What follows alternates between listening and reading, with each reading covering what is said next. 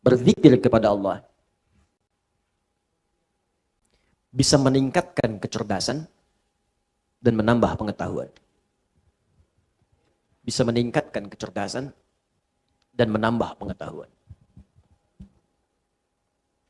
Bahkan dalam konteks ini, Allah langsung memberikan gambaran ahli zikir itu bersamaan dengan ahli fikir. Jadi mustahil ada orang berzikir yang dia tumpul cara berfikirnya. Mustahil. Kata Allah, ahli zikir itu pasti pikirannya tajam. Inovasinya tinggi. Kuat dia. Karena itu di Quran surah ketiga Ali Imran ayat 190 sampai 191 disandingkan bagaimana kekuatan ahli zikir yang meningkat kecerdasannya itu berlipat-lipat. Inna fi khalqis samawati wal ardi wa ikhtilafil laili wan nahari la ayatin liulil albab. Siapa ulul albab di situ? Alladzina yadhkurunallaha qiyaman wa qu'udan wa 'ala junubihim. Belum berhenti, setelah itu wa yatafakkaruna. Kemudian fi khalqis samawati wal Rabbana ma khalaqta hadza batila. Perhatikan, pertama disebut ulul albab, yang kedua disebut sering berpikir, berinovasi, merenungkan, kontemplasi. Siapa itu ulul albab? Bapak Ibu tahu kelapa enggak? Kelapa. Jangan katakan wallahu alam, kelapa. Kelapa. Tahu buahnya, buah kelapa? Baik, buah kelapa itu kan ada kulit yang kasar yang keluar kan? Baik ya? Baik, kemudian kalau dibuka serabutnya, serabut dibuka, ada apa dalamnya? Baik, batoknya masih keras kan? Baik, kalau batoknya dibuka lagi ada apanya? Dagingnya kan? Buahnya itu sama kulitnya tadi Bu ya. Jadi kalau Ibu ada buahnya berarti keluar lagi dari awal ya. Ada dagingnya, ya kan? Begitu dibuka udah batok, kok kulit lagi? Maaf ya, maaf. Saya agak detil kalau ke situ. Dibuka ada apa ya tadi? Dagingnya. Begitu dagingnya kemudian mau dimakan, di dalam daging itu ada apa lagi? Air. Nah, di dalam air itu ada apa lagi? Panas. Bukan. Ada bagian yang lembut, yang putih itu. Tahu? Nah, itu yang disebut lub dalam bahasa Arab.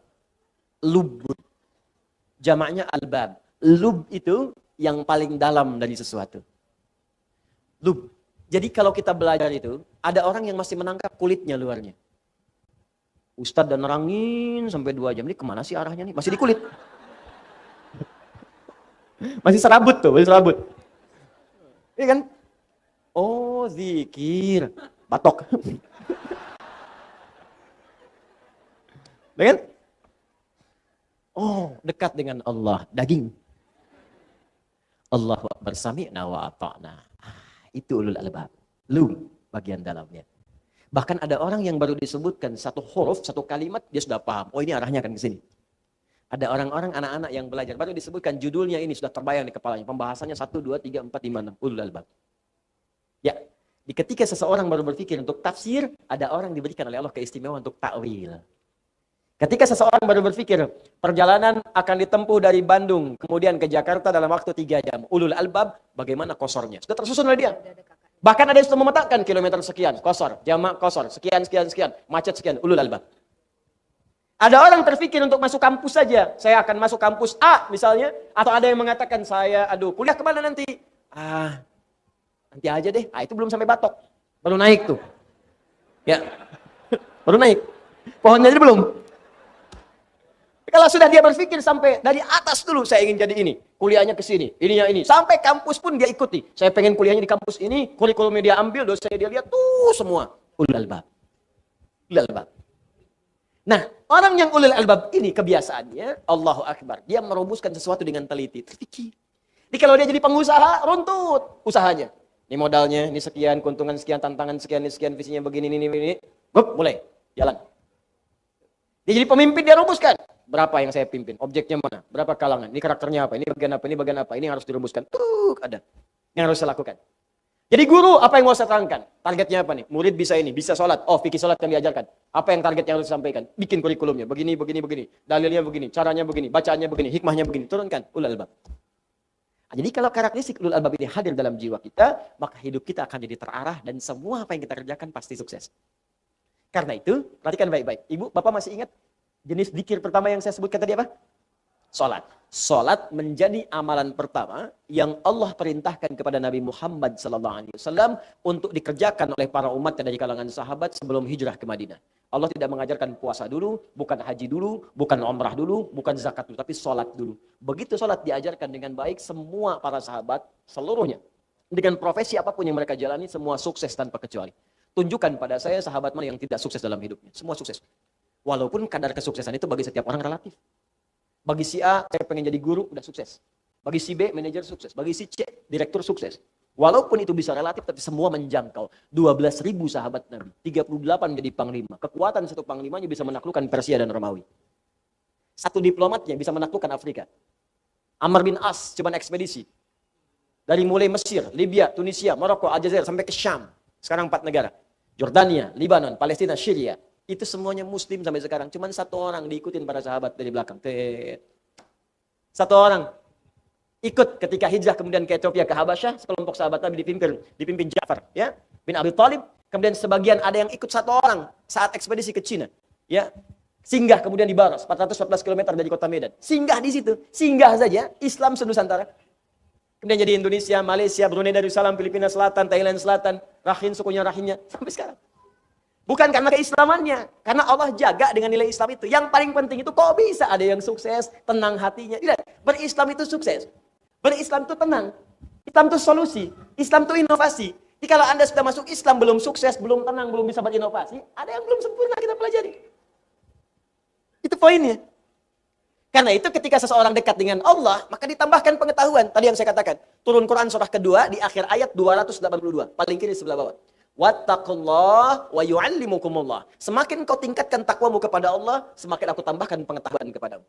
Demi Allah saya katakan, perhatikan oleh Anda biografi orang-orang dulu di masa yang lalu. Orang-orang hebat, yang penemu dari mulai matematikawan, fisikawan, kimia, ahli pakar di bidang macam-macam. Silahkan cek. Pendidikan pertama mereka sebelum belajar hanya memaksimalkan 2 hal. 1, menghafal Al-Quran. 2, memaksimalkan sholat. Ajarkan anak Anda sholat dengan baik, hafalkan Quran. Begitu mulai dikerjakan dekat dengan Allah, akan mudah membuka potensi ilmu manapun yang akan dipelajari.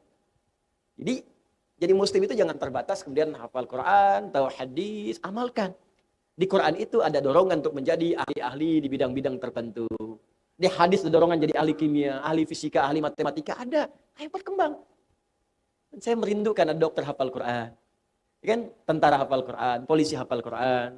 Ya insya Allah presiden hafal Quran, gubernur hafal Quran, ya semua insya Allah diamalkan dalam kehidupan. Insya Allah, demi Allah, tidak ada orang Islam memegang posisi tertentu dalam hidup kecuali memberi maslahat, termasuk pada non-muslim yang hadir di sekitarnya. Jadi kalau ada orang Islam tidak memberi maslahat atau mengganggu bahkan kepentingan non-muslim, berarti ada yang kurang tepat dengan keislamannya. Orang yang dekat dengan Allah, zikirnya kuat kepada Allah, maka yang pertama akan ada ketenangan dalam jiwanya. Yang kedua, semakin kenal dan dekat dengan Allah. Yang ketiga, semakin meningkat kemudian keilmuan dan kecerdasannya. Nah, karena itulah kemudian ketika Anda ingin meraih semua itu, maka ditutup oleh Allah dengan kalimat la'allakum, harfut taraji. Saya pernah sampaikan pertemuan lalu, huruf la'alla, la'allaka, la'allakum, ketika disebutkan khususnya dalam Al-Quran, maka disebut dengan huruf at-taraji. Artinya, huruf yang menunjukkan harapan yang ingin diraih, tapi mustahil bisa didapatkan kecuali dengan kesungguhan untuk meraihnya. Tidak semua orang-orang yang menghendaki dekat dengan Allah bisa dekat, kecuali yang sungguh-sungguh. Tidak semua orang yang ingin pintar, ingin tenang, bisa tenang dan pintar, kecuali dengan sungguh-sungguh. Karena itu kata Allah, sebelum saya tutup ayat yang pertama ini, kata Allah, saya turunkan satu surah, yang dengan satu surah itu, saya terangkan dengan sejelas-jelasnya. Tidak ada celah untuk diragukan. Tidak ada yang samar di dalamnya. Saya wajibkan kalian untuk mengerjakannya. Kalau kalian benar sungguh-sungguh mengerjakannya, la'alakum, maka kalian akan dekat dengan saya, kata Allah. Kalau sudah dekat dengan saya, maka saya berikan anugerah. Pertama, saya berikan ketenangan dalam jiwa. Saya bimbing untuk sukses. Saya bahagiakan dan saya tingkatkan kecerdasannya untuk peka menyikapi kehidupan. Anda bertanya, bagaimana caranya ya Allah? Maka diturunkanlah secara detil di ayat kedua sampai ayat-ayat berikutnya. Saya bacakan dulu ayatnya, kemudian nanti kita akan lihat bagaimana cara mengkajinya. Az-zaniyatu waz-zani fajlidu kulla wahidin minhuma mi'ata jaldah wa la ta'khudhukum bihima ra'fatun fi dinillah in kuntum tu'minuna billahi wal yawmil akhir wal yashhad 'adzabahuma ta'ifatum minal mu'minin. Ayat yang kedua, saya bacakan cepat dulu, fokus baik-baik Bapak Ibu sekalian. Masih ingat yang tadi saya sampaikan? Zikir itu secara umum bentuknya ada dua. Kalau bukan perintah, apa namanya? Larangan. Perintah seperti sholat, zakat, puasa, baca Al-Quran, umrah, haji, perintah. Ada yang kedua, bentuknya larangan. Nah, di ayat yang kedua ini, kita diajarkan oleh Allah, zikir dalam bentuk meninggalkan larangan-larangan Allah Subhanahu wa ta'ala. Larangan yang pertama, yang disampaikan langsung oleh Allah, pertama, jika Anda ingin dekat dengan Allah, tidak terganggu pikiran dalam kehidupan, di kecerdasan tetap terjaga, hati tetap tenang, kesuksesan bisa diraih, maka yang pertama kata Allah, tinggalkan jauhi zina.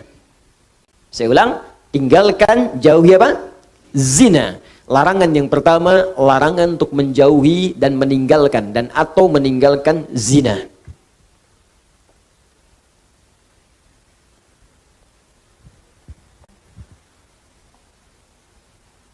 Awas, hati-hati. Saya ingin tunjukkan kepada Anda cara berpikirnya supaya kita bisa melihat turunannya dengan baik. Di formulasinya begini. Lihat sini ya, lihat. Ini zikir.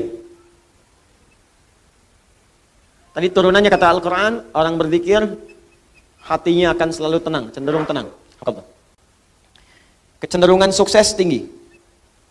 Bahagia. Sudah? Meningkat kecerdasan. Cenderung pintar. Bertambah pengetahuan. Bentuknya dua. Bisa mengerjakan perintah, bisa meninggalkan larangan. Ini tinggalkan, ini kerjakan. Do it, live it. If'al, la taf'al. Kerjakan, tinggalkan. Ini saya turunkan, tadi ada salat, kan? Ada interaksi dengan Al-Quran, ada puasa, dan seterusnya. Orang yang salat, maka dirinya cenderung tenang. Orang yang salat, cenderung sukses dalam hidupnya, bahagia. Makanya panggilan salat, panggilan kebahagiaan. Hayya 'alas shalah. Kenapa salat ya Allah? Hayya 'alal falah. Bahagia yuk. Sukses. Kan? Cenderung kemudian pintar. Makanya banyak orang di masa lalu itu, ya ketika dia akan mengerjakan soal-soal salat, Pak, Bu. Imam Al-Bukhari itu menuliskan Sahih Al-Bukhari selama 16 tahun. 97 pembahasan. Setiap pembahasan itu berapa banyak hadis? Kitabul Iman 57 hadis, ada Kitabul Ilmi sampai Kitabul Tijarah, Kitabul Mari terus sampai Kitabul Jihad. Banyak sekali. Ya, itu setiap menuliskan satu hadis salat 2 rakaat. Dituliskan pertama di Masjid Al-Haram, disempurnakan di Masjid Nabawi, 16 tahun. Semua ulama-ulama kita itu mustahil mereka bisa menulis kitab, merumuskan sesuatu, inovasi, penemuan baru, kecuali pasti rahasianya ini. Salat Al-Quran, salat Al-Quran. Ada orang mengkaji Al-Quran, tiba-tiba menemukan penemuan. Ya, Ibnu Firnas baca surah Al-Mulk ayat 19. Ya, ketika membaca ayat itu, Allah awalam yarau ila tayri fawqahum saffatin wa yaqbidna ma yumsikuhunna illa rahman. Apa engkau tidak analisis, perhatikan bagaimana burung bisa terbang di udara dengan dia mengepak-ngatukan sayapnya, dijaga oleh Allah. Kalau enggak dijaga enggak bisa terbang. Maka dilihat Allah berkehendak bisa terbang. Karena apa? Kepak-katup sayap, dilihat, dianalisis, bikin modifikasi sayap burung terbang naik ke atas bukit sampai bisa terbang 20 meter. Ngelihat ke bawah, jatuh, meninggal. Nah, betul, ketika meninggal dan meninggalkan karya yang kelak itu jadi prototipe pesawat terbang di kemudian hari. Ya, ada lagi Jabir bin Hayyan baca Al-Hadid, Quran surah 57 ayat 25 sampai 26. Wa anzalnal hadid, kami turunkan besi dari langit. Besi bisa turun dari langit. Dilihat apa itu besi. Dicari besi. Sekarang terbukti meteor ada yang bahannya dari besi. Ya, turun dari langit. Waktu itu bingung, apa ini besi? Apa sih besi itu menarik? Dibawa ke labnya besi. Dianalisis, dikeluarkan sampai ke atom terkecil ya. Dianalisis sampai sumber-sumbernya. Sampai sekarang nomor atom besi itu terambil dari Al-Quran. Nomor atom besi Fe verum, F besar E kecil. Nomor atomnya 26. Ya, setiap atom itu punya isotop untuk menjaga stabilitas atom. Saya dulu belajar kimia. Ya. Nomor 55, 56, 57, 58 ada 4 isotopnya. Yang paling stabil isotop nomor 57. Surah 57 ayat 25 sampai 26. Itu ada sejarahnya. Bukan John Dalton yang pertama kali menemukan atom, Jabir bin Hayyan. Saya baca, kalau lagi kosong-kosong saya pergi ke toko buku. Saya beli tuh buku kimia, buku fisika, matematika, latihan, lihat-lihat. Nggak tahu nanya. Buka YouTube, lihat, belajar. Saya baca, Pak. Ada anak mahasiswa datang, kamu dari mana? Kedokteran, Ustaz. Mau belajar apa? Ini, kamu bawa modul kamu kedokteran semua ke sini. Terangkan pada saya baru ajarkan pada kamu pengetahuan yang kamu inginkan. Jadi saya senang belajar. Baca. Dan ketika kita pelajari, ternyata semua relasinya dengan Islam itu tinggi. Ya, saya sering bahas, fisika juga banyak kaitannya. Fisika itu paling banyak. Karena fisika itu kaitan dengan metafisik. Metafisik paling tinggi itu ya belajar agama. Agama itu ya Islam. Makanya ketika orang belajar fisikanya benar, itu pendekatan ke Allahnya tinggi. Ya, dari bab pertama aja, bab gaya kan di fisika pertama kan. F1 sama dengan F2, gaya gerak sama dengan gaya dorong, apa yang masuk itu yang keluar, yang masuknya kecil, mukul kecil, maka bunyinya kecil, mukul besar, bunyinya besar. Imannya sedikit, amalnya sedikit. Imannya kuat, amalnya makin kuat. Ya. Hukum gayanya, gaya berbanding lurus dengan tekanan, F berbanding lurus dengan P. Ketika orang ingin bergaya menunaikan ibadah, tidak akan luput dari tekanan. Ada hambatan. Apa di antara hambatannya? Banyak. Ada hambatan pribadi, hambatan di tengah, mau berangkat ke masjid tiba-tiba hujan. Bagaimana mengatasinya? Rumusnya turunkan. Mau ke masjid hukum jamak qashar, E sama dengan V dikali T. Jarak, ya, kecepatan dikalikan dengan waktu. Ya, mencari kecepatan S sama dengan S dibagi T, V sama dengan S dibagi T. Jadi ketika kita mau ngukur ke Bandung, kecepatannya berapa supaya nggak dikosor? Nyampe. Makanya kalau mau ke Semarang pakai pesawat karena kecepatannya tinggi, waktunya semakin cepat. Ya, berangkat kemudian jam 11, nyampe jam 12, zuhur aja belum. Apa yang mau dikosor? Jelas kan? Ini kita belajar tuh begini, ditarik ke akhlak, nyambung. Akhlak, F, gaya berbanding lurus dengan tekanan, hukum Pascalnya. Gaya berbanding lurus dengan tekanan, semakin banyak gaya, semakin tertekan. Akhlak. Banyak pokoknya. Oh, pokoknya indah deh, kalau belajarnya benar tuh enak. Di fisika tuh nggak berhenti di kampus, di kuliah, dibawa ke masjid masih diterapkan fisika. Ya, hukum hambatan, gaya Ohm macam-macam, enak pokoknya kelihatannya. Di Thomas Alva Edison itu kalau baca surat An-Nur aja, ayat 35, udah selesai tuh, nggak akan sampai 1000 kali bikin bohlam. Oleh Al-Misbahu fi Zujajah.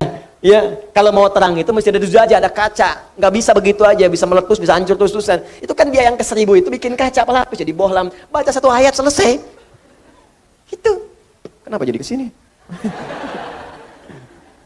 Ini perintah. Ada yang kedua, sifatnya berbentuk larangan. Apa namanya? Larangan. Ini tenang, ini sukses, ini bahagia. Jadi ada yang sifatnya larangan. Pertama kata Allah, tinggalkan zina. Di surah Cahaya. Fokus. Cara berpikirnya begini.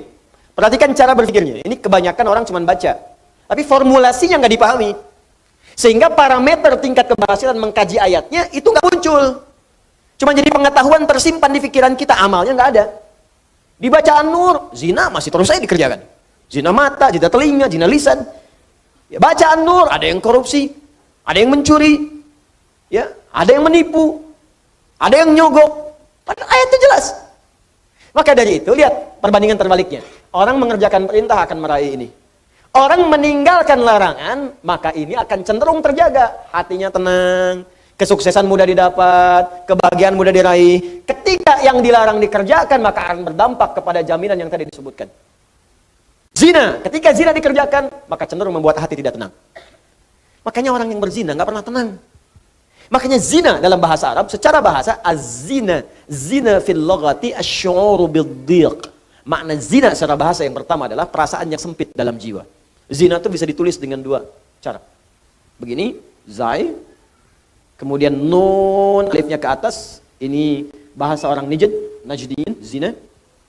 Ada bahasa orang Hijaz, zai, kemudian nun, alifnya ke bawah begini, zina. Ya. Bisa ditulis dengan dua cara. Ini alif yang tadi saya sebutkan, alif. Bisa begini, tegak, bisa begini, ke bawah. Az-zina fil lughati lahu ma'anin katsirah wa minha asy-syu'ur bid-dhiq. Zina secara bahasa memiliki banyak arti. Di antara makna yang paling populer yang pertama adalah perasaan yang sempit di dalam hati. Makanya orang yang berusaha untuk berzina, awas hati-hati, melanggar ketentuan Allah, kata Allah tinggalkan dia kerjakan. Itu pertama akan menyebabkan hatinya terasa sempit. Sering gelisah. Makanya jangankan mengerjakan yang secara istilah, benar-benar dikerjakan hubungan seksual. Baru mau muqaddimah saja, mata mau melihat gambar-gambar yang kotor, itu karena hatinya sempit, gelisah, gak mau ketahuan orang. Ya, sembunyi-sembunyi bawah meja, ya, masuk ke kamar sendirian, gak mau orang lihat. Kenapa? Karena sempit. Tuh, ketenangannya hilang. Orang tenang itu kan cenderung gelisah. Orang yang tidak tenang cenderung gelisah. Ya kalau orang tenang tuh biasa aja. Lagi baca handphone, mau lihat, gak apa-apa, silakan. Ya, berkata-kata, dengar, gak ada masalah. Tapi ketika ada orang berbuat hal yang dilarang tadi, berkata-kata nggak mau kedengaran orang. Makanya transaksinya tertutup.